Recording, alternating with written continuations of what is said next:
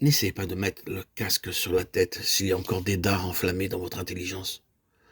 Combien de dards enflammés avez-vous laissé entrer? Il est écrit les dards enflammés du malin. Ils sont forgés en enfer et ont à leur extrémité une petite étincelle de feu venant de l'abîme qui enflamme l'intelligence et la rend incapable de recevoir la vérité. Des dards enflammés, par exemple, contre cet ami avec lequel vous travaillez, c'est peut-être une pensée de jalousie qui colore à vos yeux tout ce qu'il fait. Voilà ce qui arrive parmi les enfants de Dieu. Satan a lancé une avalanche de ces dards enflammés au milieu des âmes les plus avancées des enfants de Dieu, et ils n'ont pas levé le bouclier de la foi contre ces dards. Ils leur ont permis de pénétrer dans leur âme et d'y faire des ravages. Gardez-vous de l'intelligence passive. Si vos facultés sont là, inutilisées, l'ennemi gagnera bien des victoires. Dieu vivifiera vos facultés, vous fera penser, raisonner, vous montrera ce qu'il veut que vous fassiez. Il faut que vous lui disiez de tout votre cœur: Seigneur, fais-moi reconnaître toute pensée, toute parole, toute suggestion qui m'est envoyée par les émissaires de Satan. Faites ceci, et dès l'instant où vous les reconnaissiez, fermez-leur la porte. Regardez ces pensées désobligeantes, cet esprit critique, cet esprit de jugement, qui viennent des esprits malins et ne sont pas vôtres. Si du moins ils ne viennent pas de votre cœur et d'un choix délibéré de votre volonté.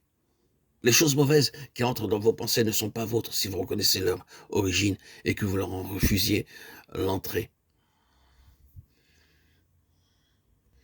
Levez donc, je le répète, le bouclier de la foi contre ces dards, qui ne pénètrent pas dans votre âme pour y faire des ravages.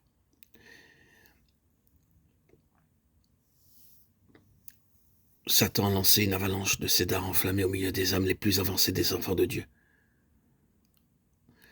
Si vous êtes attentif, si vous arrivez à discerner le mauvais du bon, la volonté de Dieu de celle de Satan,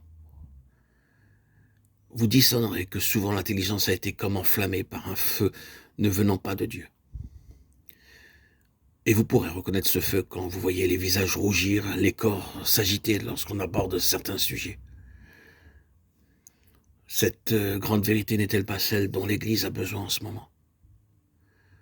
Il s'agit de prendre le bouclier de la foi pour arrêter ces traits du malin et de manier l'épée de l'esprit pour frayer le chemin.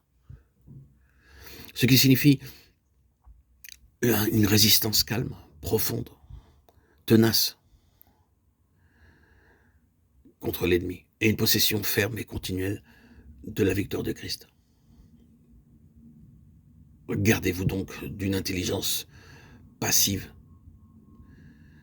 Si vos facultés sont inutilisées, l'ennemi gagnera bien des victoires.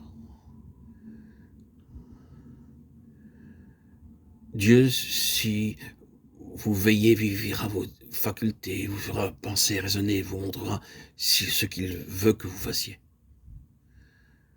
Il faut que vous lui disiez de tout votre cœur: Seigneur, fais-moi reconnaître toute pensée, toute parole, toute suggestion qui m'est envoyée par les émissaires de Satan.